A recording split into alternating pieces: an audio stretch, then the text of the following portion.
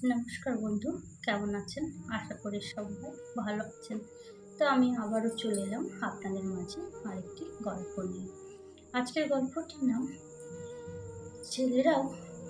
ছেলেদেরও কষ্ট হয়।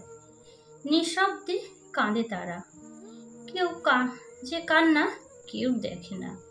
গল্প পাঠে আমি উষা। মা, আমি আজও চাকরিটা পেলাম না। কথাটা বলে মাথা নিচু করে ঘরে ঢুকলো 24 বছরের অয়ন। সারাদিন রোদে ঘুরে একের পর এক ইন্টারভিউ দিয়ে এবার ব্যর্থ হয়েছে। মা রান্নাঘর থেকে বেরিয়ে শুধু বললেন, কিছু খেয়ে নে বাবা। অয়ন মিথ্যা হাসি দিয়ে বলল, খেয়ে এসেছি। কিন্তু সত্যিটা ছিল অন্য। সকাল থেকে এক কাপ চা ছাড়া তার পেটে আর কিছু পড়েনি। পকেটে মাত্র 18 টাকা ছিল। সেই টাকাও বাস ভাড়ায় শেষ হয়ে গেছে। ঘরের এক কোণে বসে বাবা কাঁদছিলেন। অসুস্থ শরীরে আর কাজ করতে পারলেন না।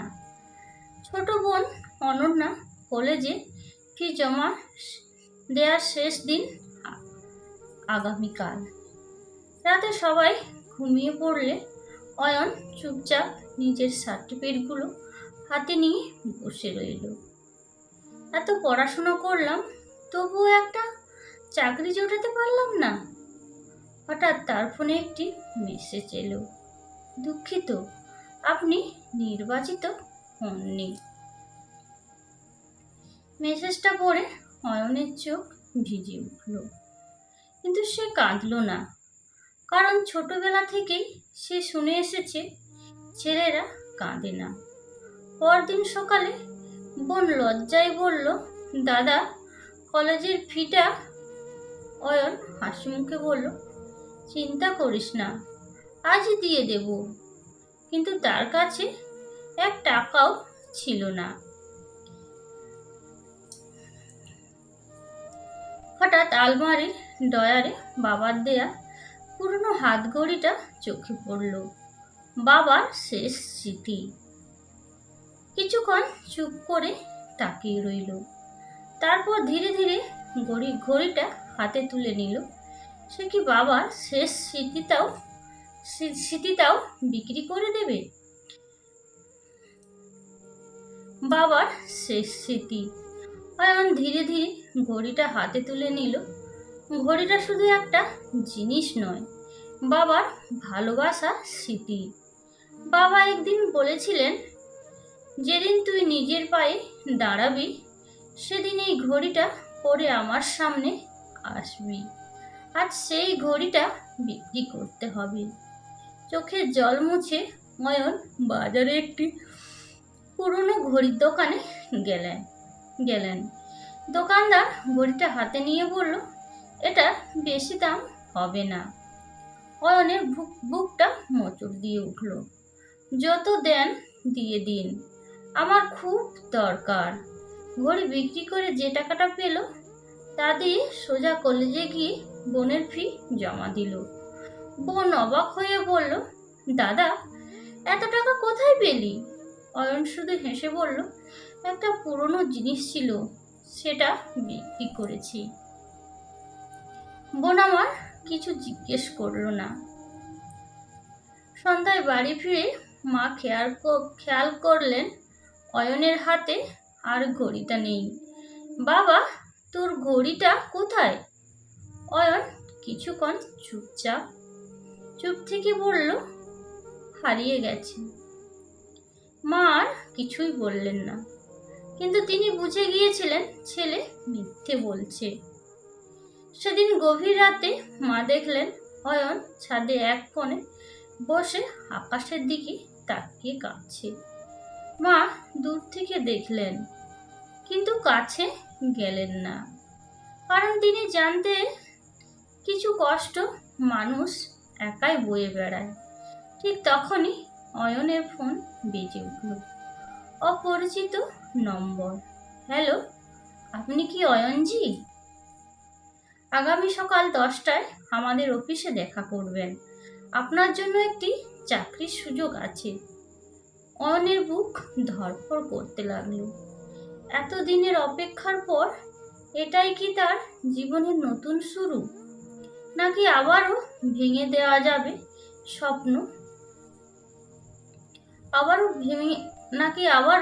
ভেঙে যাবে সব স্বপ্ন? পরদিন সকাল থেকে অয়নের বুকটা ধড়ফড় করছিল।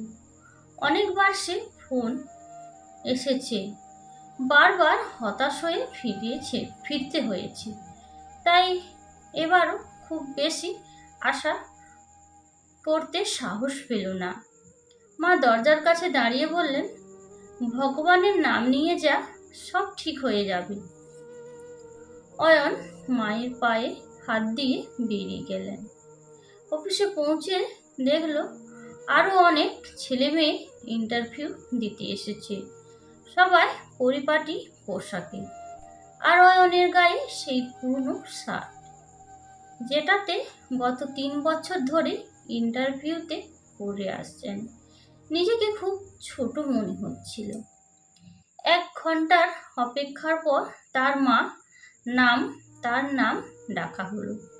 ইন্টারভিউ বোর্ডে বসে থাকা একজন ভদ্রলোক তার সার্টিফিকেট দেখে বললেন, তোমার ফলাফল তো খুব ভালো, এতদিন চাকরি পাওনি কেন?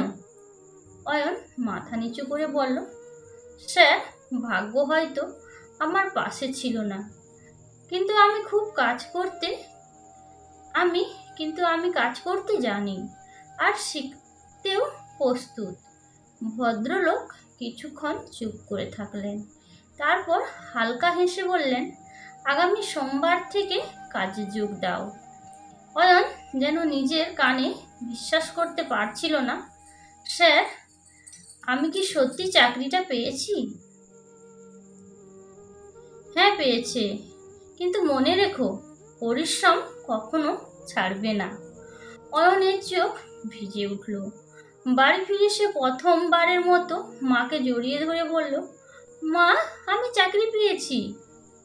মা আনন্দে কেঁদে ফেলল। অসুস্থ বাবা বিছানা শুয়ে হাত তুলে ছেলেকে আশীর্বাদ করল। ছোট বোন দৌড়ে এসে দাদাকে জড়িয়ে ধরল। অনেকদিন পর সেই ছোট্ট বাড়িটায় হাসির শব্দ শোনা গেল, কিন্তু সুখ যেন অয়নের জীবনে বেশিক্ষণ থাকলো না। চাকরির যোগ দেওয়া মাত্র 7 দিন পর হঠাৎ বাবার শরীরের অবস্থা ভীষণ খারাপ হয়ে গেল। ডাক্তার বললেন অপারেশন করতে হবে, যত দ্রুত সম্ভব টাকা জোগাড় করুন। অয়নের হাতে তখন প্রথম মাসের অল্প কিছু বেতন। সে এদিকে নতুন চাকরি, অন্যদিকে বাবার জীবন বাঁচানোর লড়াই, দুইয়ের মাঝে দাঁড়িয়ে অসহায় হয়ে পড়ল। অয়ন কি বাবাকে বাঁচাতে পারবে? পাশ মাপ ছেলেদের কষ্ট। হাসপাতালে করিডোরের মাথা নিচু করে বসেছিল অয়ন। বাবাকে আইসিইউতে নেওয়া হয়েছে। ডাক্তার কষ্ট করে বললেন, আজই অপারেশন করতে হবে, দেরি হলে রোগীকে বাঁচানো কঠিন হবে। অয়ন হাতে ছিল মাত্র প্রথম মাসের বেতনের কিছু টাকা, কিন্তু অপারেশনের খরচ তার কয়েক গুণ বেশি। সে একের পর এক আত্মীয়কে ফোন করলো। কেউ বলল এখন হাতে টাকা নেই, কেউ বলল পরে কথা বলবি। যাদের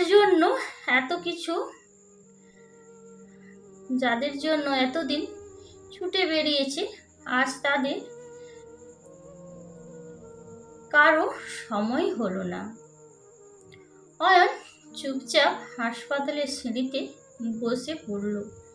চোখ দিয়ে জল গড়িয়ে পড়ছিল। ঠিক তখনই তার অফিসের ম্যানেজার ফোন করলেন, অয়ন, আজ অফিসে আসলে না কেন? অয়ন সব খুলে বলল, কিছুক্ষণ নীরব থেকে ম্যানেজার বললেন, তুমি চিন্তা করো না, অফিসের সবাই মিলে কিছু টাকা জোগাড় করেছি, আর বাকি টাকা ব্যবসায় কোম্পানিতে আগাম বেতন হিসেবে করে দেব।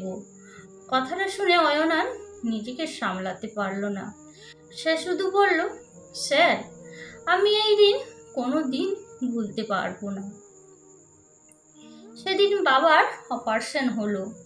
ঘন্টার পর ঘন্টা অপেক্ষার পর ডাক্তার বেরিয়ে এসে বললেন, অপারেশন সফল হয়েছে, এখন রোগী বিপদমুক্ত। মা মেজদায় লুটিয়ে পড়লেন, বোন আনন্দে কেঁদে ফেলল। অয়ন আকাশের দিকে তাকিয়ে মনে মনে করে বলল, বাবা, এবার তোমাকে আর হারাতে দেব না। কয়েক মাস কেটে গেল। অয়ন নিজের পরিশ্রম আরও সততার জন্য অফিসে সবার প্রিয় হয়ে উঠল। সংসারের অবস্থাও ধীরে ধীরে বদলাতে শুরু করলো। একদিন বাড়ি ফিরে সে দেখল টেবিলের ওপর একটি ছোট্ট বাক্স রাখা। বাক্স খুলতেই তার চোখে জল এসে গেল। ভেতরে একটি নতুন হাত ঘড়ি।